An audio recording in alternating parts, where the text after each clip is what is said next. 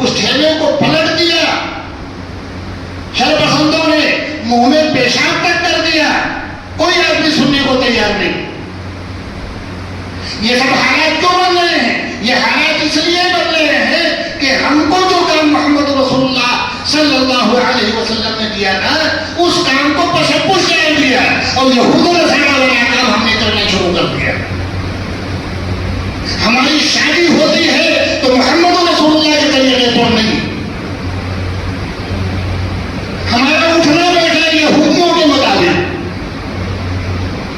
हमारे माशरे में धुन लग गया है, फिक्र कीजिए इसकी।